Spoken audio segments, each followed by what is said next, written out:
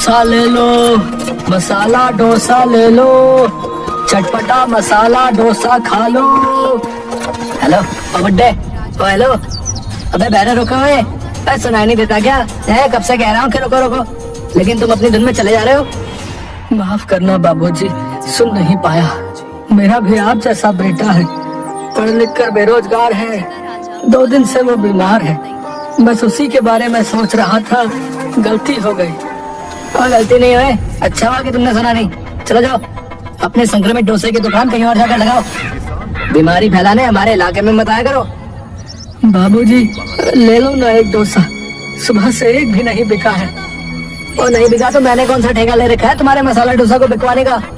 आराम खोर गई का, न जाने कहाँ से आ जाते। वहीं बगल से पंडित ज्ञानचंद गुजर रहे थे। उन्होंने सेठी की बातें सुनी तो उन्हें बुरा लग गया। अब बेटे ऐसा नहीं कहते, ये तुम्हारे बाप की उम्र के हैं। और देखो पंडित है, ज्यादा तरफदारी मत करो, समझे? कहाँ लिखा है कि ज्यादा उम्र के लोग आरामखोर नहीं होते? एक तो बीमार बेटे का संक्रमित डोसा बेच रहा है। अगर नहीं बेचेगा तो खाएगा क्या?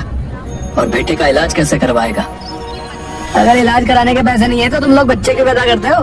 हैं? खाने को रोटी नहीं, लेकिन हराम जाते 6-6 बिल्ले पैदा करेंगे। मूर्ख बदमाश, क्या यही पढ़ाया लिखा है तेरे माँ बाप ने? हराम की कमाई तेरा बाप खाता होगा, हरामखोर तो तू है। चलिए पंडित जी, इसे मुंह लगाकर अपनी जुबान की बंदी कर रहे हैं, जाने दीजिए। हम लोग तो पल दो पल के लिए इनसे मिलते हैं। सोचो माँ बाप कितना झेलते होंगे जिनके साथ ये रहता होगा। ज्ञानचंद और बाबूलाल वहाँ से चले जाते हैं। इधर सेठी उन लोगों की बात को अपनी प्रतिष्ठा से ले लेता है और बाबूलाल को मजा चखाने के लिए बिलुआ से जाकर मिलता है। समझ गया ना क्या करना है? अरे सेठ समझ गया, मैं बाबूलाल का वो हाल करूंगा कि जब भी वो तुम्हें देखेगा ना, उसकी नजर जमीन पे ही होगी। ठीक है, ये लो 5000 रुपए एडवांस, और 5000 रुपए काम होने के बाद मिल जाएंगे। अगले दिन जैसे ही बाबूलाल अपना ठेला लेकर मसाला डोसा बेचने निकलता है, सुनसान गली में सेठी के इशारे पर बिलवा और 2-3 लड़के मिलकर बाबूलाल को पीछे से कंबल ओढ़ा देते हैं और डंडे लाठी लात घूंसों से उसको बहुत पीटते हैं और अधमरी हालत में छोड़कर चले जाते हैं। अरे बिलवा, चल छोड़ दे अब, नहीं तो वही टपक गया तो पुलिस केस हो जाएगा। चल भाग, लगता है कोई आ रहा है। बाबूलाल वहीं पड़ा कराह रहा था, तभी घर से ज्ञानचंद आ रहा था। अरे बाबूलाल, तेरी ये हालत किसने की? क्या हो गया तुझे? यूं सड़क पर क्यों पड़ा है? पंडित जी, उन्होंने बहुत मारा, अब मैं नहीं बचूंगा। मेरे परिवार का क्या होगा? कुछ नहीं होगा बाबूलाल, धैर्य रख, तुम्हें कुछ नहीं होगा। बाबूलाल बेहोश हो जाता है। ज्ञानचंद किसी तरह बाबूलाल को अस्पताल ले जाता है। अस्पताल में बाबूलाल का परिवार पहुंचा होता है। देखिए, इनके माथे पर बहुत चोट आई है, जिससे इनकी याददाश्त भी जा सकती है। जल्द से जल्द हमें ऑपरेशन करना होगा। इसके लिए जरूरी पैसे जितना जल्दी हो सके आप काउंटर पर जमा करवा दें। वैसे तो मुझे पता है कि एक गरीब आदमी के घर दाल रोटी भी पूरी नहीं रहती, पैसे तो दूर की बात है। सही कहा पंडित जी आपने, हमारे घर में फूटी कौड़ी भी नहीं है। करीब 1 सप्ताह से बेटा युगवीर बीमार है। हाँ पंडित चाचा, भैया तो कमजोरी के कारण आज भी घर में गिर पड़ा था। मेरे पास भी पैसे नहीं जिससे मैं मदद कर सकता। डॉक्टर साहब, आप ऑपरेशन की तैयारी कीजिए, मैं पैसों का इंतजाम करके लौटता हूँ। भैया आप कहाँ जाओगे? आप तो खुद बीमार हो। हाँ बेटा, मधु सही कह रही है, आज तू घर में गिर पड़ा तो रुक, मैं कहीं न कहीं से पैसों का इंतजाम करती हूँ। निर्मला के निकलने के कुछ देर बाद युगवीर भी वहाँ से निकलकर पैसों का इंतजाम करने चल देता है। निर्मला सेठ करोड़ी मल के पास पहुँचती है। देखो सेठ जी, मैं आपके द्वार पर पहली बार आई हूँ। आंचल फैलाकर अपने पति के इलाज के लिए पैसा मांगती हूँ, जितना जल्द होगा लौटा दूंगी। देखो निर्मला, आज ही हमने एक जमीन की रजिस्ट्री करवाई है। हे भगवान, अब मैं क्या करूं? कहाँ जाऊं? तुम कहो तो मैं अपने मित्र से बात करके पैसे दिलवा दूंगा, लेकिन इसके बदले तुम्हें मकान के कागज देने होंगे। नहीं, मकान हमारे पूर्वजों की एकमात्र निशानी है। ठीक है, तो पैसों का इंतजाम और कहीं से कर लो। ठीक है, जब घर घर वाला ही नहीं रहेगा तो घर को रख कर क्या होगा। मैं मकान को गिरवी रखने को तैयार हूँ, मुझे पैसे ला कर दीजिए। उधर युगवीर अस्पताल से निकलकर कुछ दूर गया ही था कि वो फिर से गिर पड़ता है। अस्पताल के स्टाफ के लोग उसे पकड़कर अस्पताल में भर्ती करवा देते हैं। निर्मला सेठ से पैसा लेकर सीधा अस्पताल पहुंचती है। दोनों के इलाज में लगभग सारे पैसे खर्च हो जाते हैं। बचे हुए पैसों से 1 महीना घर जैसे तैसे चलता है। अरे युगवीर, पिताजी कैसे हैं? बहुत सुधार है, बस थोड़ी सी कमजोरी है। तभी निर्मला आकर बोलती है, अरे पंडित जी घर के अंदर आइए ना, बाहर से हालचाल पूछ यूं ही चले जा रहे हैं। आपसे मिलकर उन्हें भी मन लग जाएगा। दिन भर बिस्तर पर पड़े पड़े जाने क्या सोचते रहते हैं।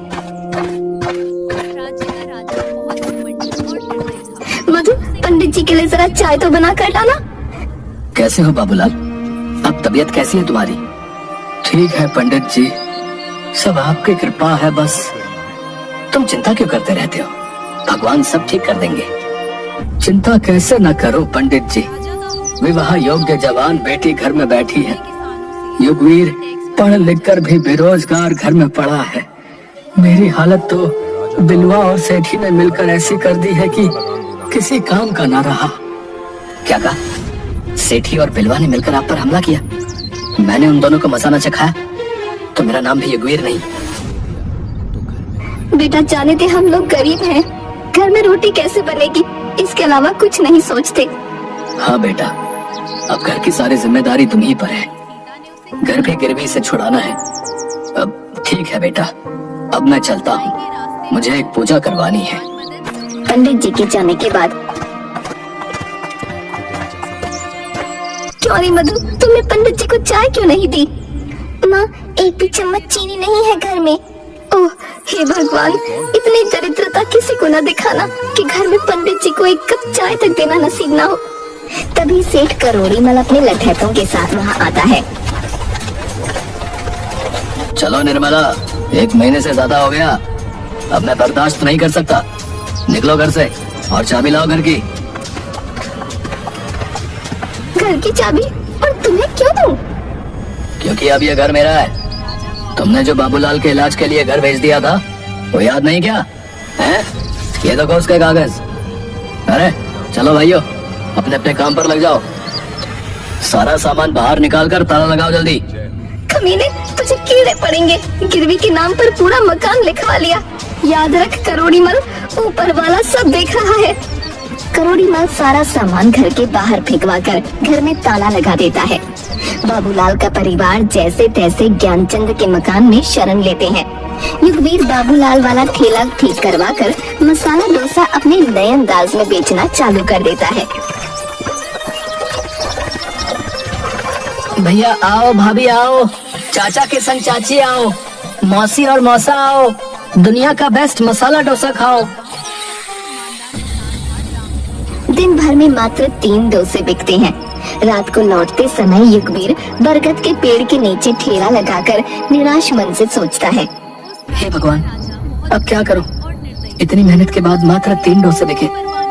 राशन वाले का कर्ज हो गया अलग से, बाप अपाहिज पड़ा है, बहन भी शादी लायक है, घर बार बिक चुके हैं। मैं हट्टा कट्टा होकर भी कुछ नहीं कर सकता, मुझे मर जाना चाहिए। इतने में युगवीर बांसी लगाने जा रहा था, तभी उस पर रहने वाला गधैया भूत युगवीर से बोला, मूर्ख मत बन युगवीर, क्या इससे तुम्हारा परिवार खुशहाल हो जाएगा? कौन है? सामने क्यों नहीं आते? मैं हूँ गधैया भूत। इतनी जल्दी हार मान गए?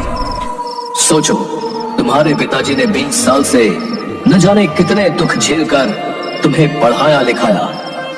देखो युगवीर, मैं एक मस्त मौला भूत हूँ, तुम अच्छे इंसान हो, इसलिए मैं तुम्हारी मदद करूंगा।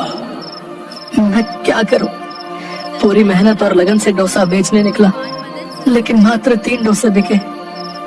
मुझे पता है, ले लो ये जादुई कड़ी के पत्ते, कल से अपने डोसे और सांभर में डाल देना, फिर देखो गधैया का कमाल। जाओ जाओ, अब मेरा आराम करने का वक्त है। अरे वाह, क्या सच में भूत भाई? अगर ऐसा हुआ तो मेरी सारी परेशानियां दूर हो जाएंगी। जय गधैया भूत की। युगवीर कड़ी के पत्ते लेकर वहाँ से चला जाता है और दूसरे दिन अपने डोसे और सांभर में कड़ी के पत्ते डालकर बेचने निकलता है। बन गया सारा माल। खुशबू तो लाजवाब आ रही है, थोड़ा चक्कर देखता हूँ। तभी थोड़ा सा सांभर कटोरी में लेकर चखता है। अरे बाप रे, इतना ज्यादा टेस्टी सांभर कैसे बन गया? बाबा, मजा ही आ जाएगा।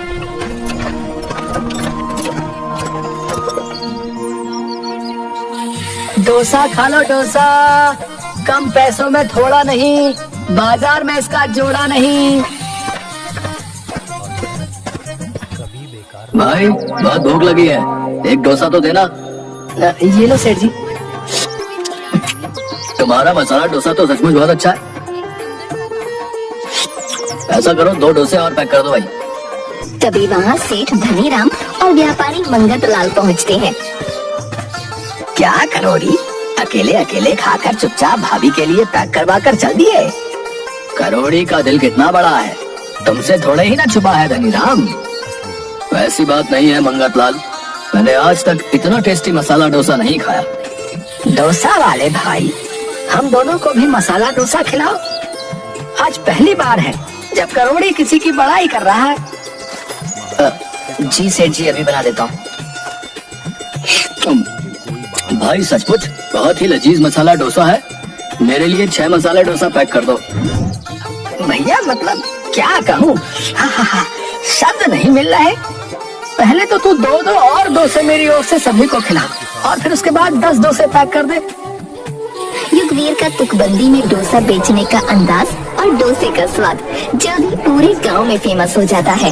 दूर दूर से लोग उसका मसाला डोसा खाने के लिए आने लगते हैं। कुछ ही दिनों में युगवीर शहर में जाकर एक मसाला डोसे की दुकान खोल लेता है। उधर डाकू चंपत सिंह के अड्डे पर। जगीरा, हमारे सारे हथियार पुराने हो चुके हैं, घोड़े भी बूढ़े हो चुके हैं। इन सभी को बदलने के लिए बहुत धन की जरूरत है। गांव के सभी धनी व्यक्तियों की लिस्ट बनाओ, हम आज रात टाका डालेंगे। जी सरदार, सेठों की लिस्ट में सबसे ऊपर करोड़ी मल का नाम है। सुना है अभी उसके बाद बहुत पैसे हैं। कोई बहुत बड़ा कारखाना शुरू करने के लिए कई बैंक और पूंजीपतियों से कर्ज ले रखा है। तब तो ठीक है, हमारी सारी जरूरत के पैसे एक ही जगह मिल जाएंगे। आज रात उसके घर पर हमला करके सारी संपत्ति लूट लेनी है।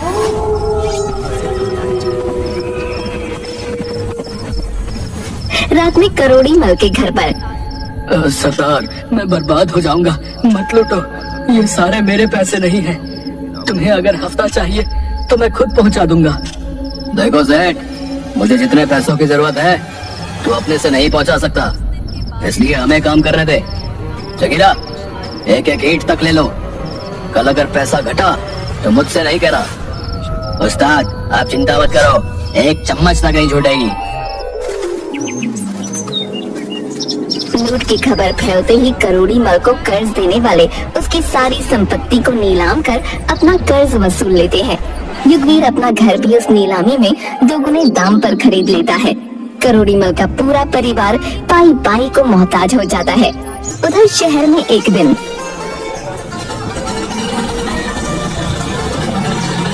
बेटा युगवीर, अमेरिका और जापान से कुछ डेलीगेट्स आए हुए हैं मसाला डोसा की फ्रेंचाइजी लेने के लिए। ठीक है चाचा, उनसे मिल लेंगे। पहले मधु की शादी के लिए डायमंड मर्चेंट से मिलकर शादी फाइनल कर लेते हैं। लड़का बहुत अच्छा है। आओ बैठो गाड़ी में, आप भी चलो। माँ पिताजी वहाँ पहुँचे हुए। एक बात और कहनी थी, हमने वेटर के लिए जो वैकेंसी निकाली थी उसमें करोड़ी मल और उसके बेटे सेठी का भी सीवी आया हुआ है।